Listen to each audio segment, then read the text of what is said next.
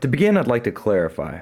I've played every Zelda title up to Twilight Princess, and for the most part have gotten a decent amount of enjoyment out of them. I don't hate the series, and even count Link to the Past as one of the better SNES games I've ever played. That being said, I have a lot of animosity towards casual gaming hipsters with classic NES controller tattoos rattling on about how Zelda is the greatest video game series ever. When a franchise does well, the producers think they can get away with quick and easy cash-ins, with little to no work or innovation. This is bad for the industry as a whole. And Nintendo has been producing and selling the same game to us for 25 years. The games in this list either heavily borrow from or outright rip off Zelda's gameplay or storytelling. Therefore, I believe these to be the best games to wane you off your addiction to this stagnant franchise.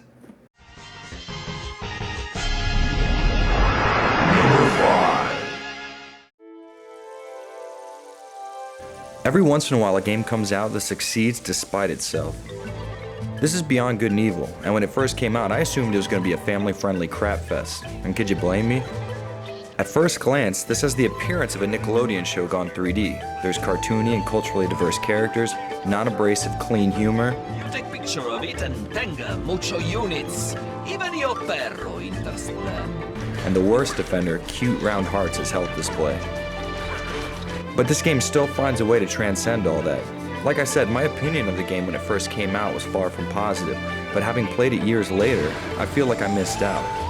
Beyond Good and Evil goes a lot deeper than you would assume at first glance.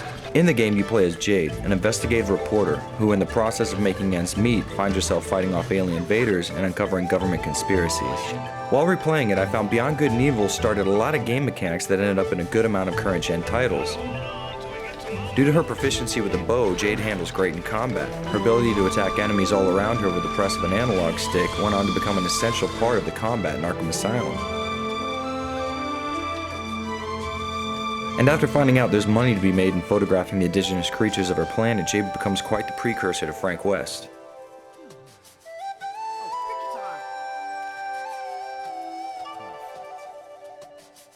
This game doesn't exactly break the mold as far as core gameplay goes. You side quest, you find items and power-ups, you solve puzzles, and you fight. But doing these things feels so rewarding because Beyond Good and Evil goes to great lengths to make its world and its characters feel alive and interesting. Every character has a unique and quirky personality, and even the scenery is lively and animated. Another unique part of the game is your partner, Paige. This overweight pig helps Jade in almost every department. He fights alongside her and serves as an extra hand for the game's puzzles.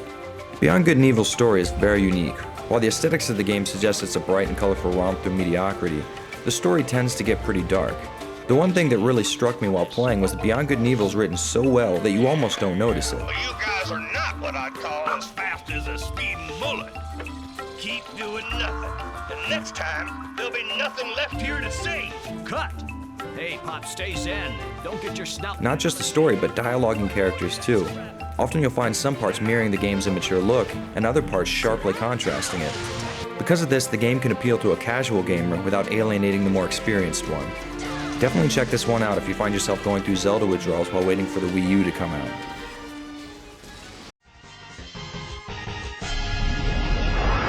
Number 4.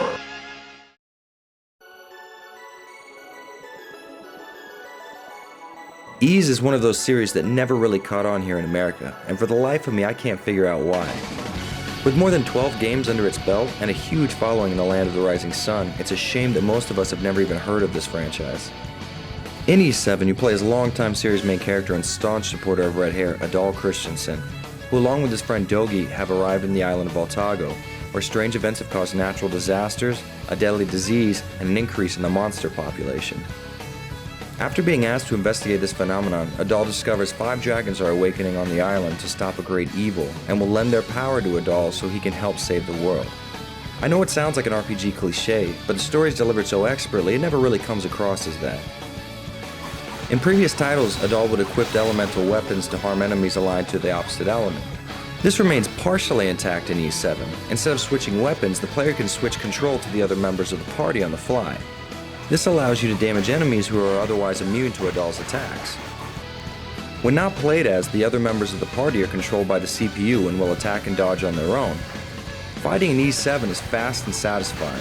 With the addition of special moves and limit break-like supers, the player is able to chain together combos with other characters. This makes each fight unique and fun. which lends itself perfectly to the pick-up-and-play nature of the PSP. The story in E7 isn't overly emotional or complex. It simply moves the game forward. Every time you feel a little battle fatigue, the story steps in and changes the scenario.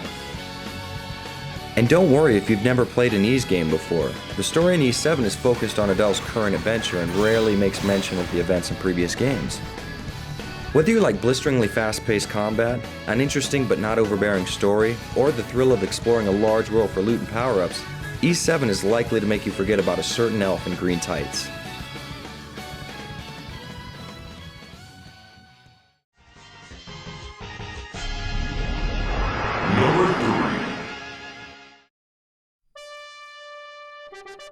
In Beyond Oasis, you play as Prince Ali. Not that one. After happening across a mystical gold armlet, Ali is told he must use it to defeat its counterpart, a silver armlet whose wearer plans to throw the world into darkness. The gold armlet is able to summon 4 elemental spirits who will help Ali on his quest. This game was beautiful for its time and boasted crisp animated cutscenes, but the real attraction here is the gameplay. Beyond Oasis handles like a charm, and combat is much deeper than your typical action RPG dungeon crawler. Ali has a wealth of moves to perform in battle, with light, heavy, dash, jump, crouch, and special attacks. This makes fighting in Beyond Oasis more about skill and less about mindlessly hitting the attack button. Ali's weapon of choice is his knife, but he can also pick up swords, spears, crossbows, and the like. While these weapons are more powerful than and have much better reach than his knife, they also break over time. Once collected, Ali could summon the elemental spirits to not only help in combat, but reveal hidden items or rooms and hit out-of-reach switches to open doors. Beyond Oasis did a good job of letting the player know where he needed to be, but not forcing you to go there. Most areas can be explored regardless of where you are in the story. Dungeons, however, were closed by elemental roadblocks that required a certain summon to bypass.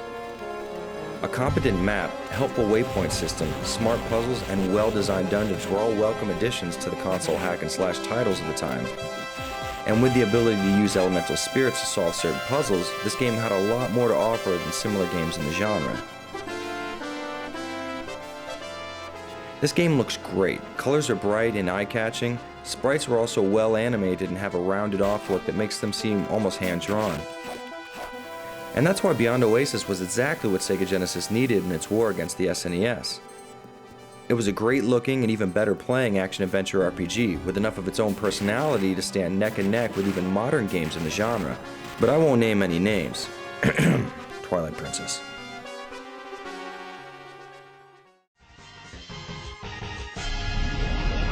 Number 2. Alondra is one of those titles released in a period I like to call the second coming of the JRPG, the PlayStation era. During this time in the late 90s, RPGs were selling like hotcakes, and to stay on top, developers had to make sure each RPG released was unique and stood out.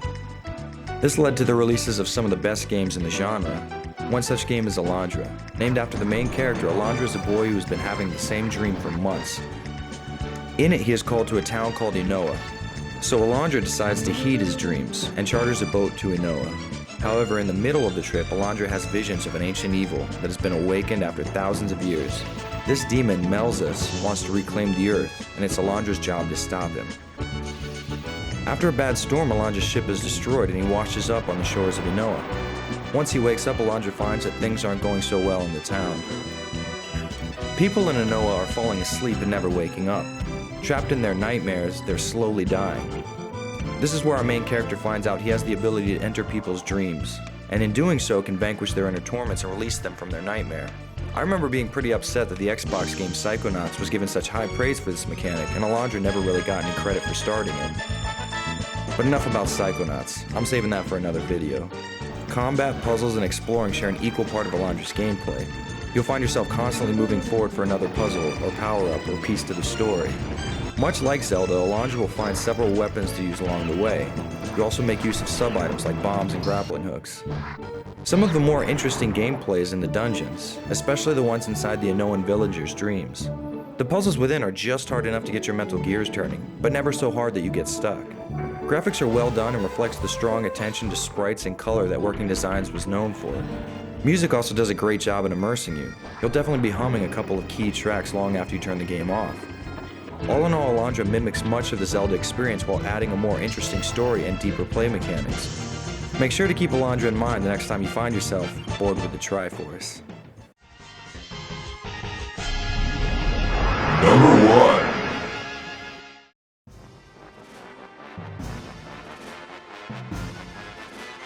Brave Fencer Musashi is a colorful and imaginative title with a strong emphasis on exploration and character growth.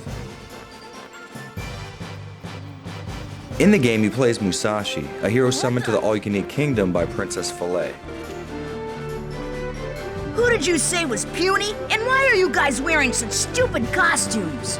The kingdom is under attack by the Thirst Quencher army, and it's your job to retrieve the legendary sword Lumina and defeat them. Musashi, however, isn't interested in defeating anyone, but according to the rules, he can only return to his world when he saves theirs. You've been summoned to save our world, so you can't go back to your world until you save ours.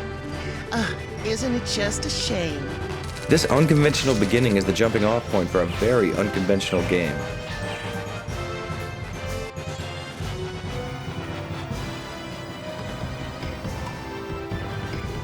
After finding Lumina and returning to the kingdom, Musashi finds it's been overrun, and the princess along with most of the castle's occupants have been kidnapped. Hey, who are you?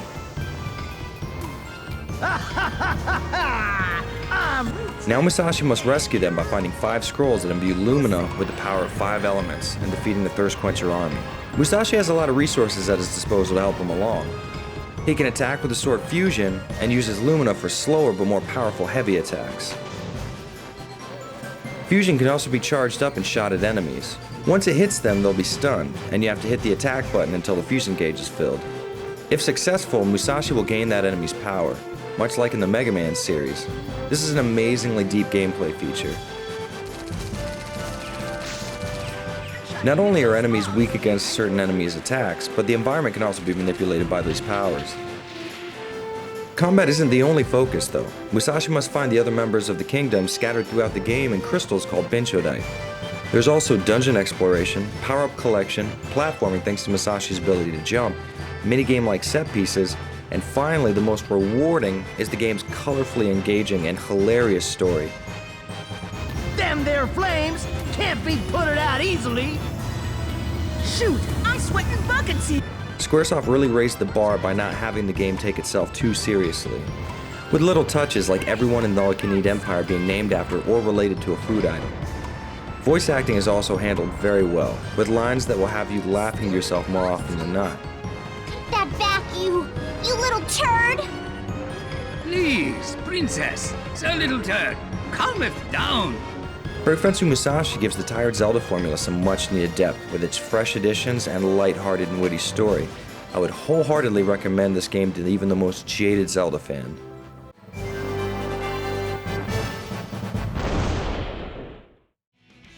Well guys, there you have it. In no particular order, these are the 5 games I feel that are like Zelda, but better. I do hope you'll keep in mind this is of course all my opinion, but no matter what you do, I hope you'll comment and subscribe because I've got a lot more to come. And as usual, I'm Jared, and this has been Avalanche Reviews. Thanks for watching, guys.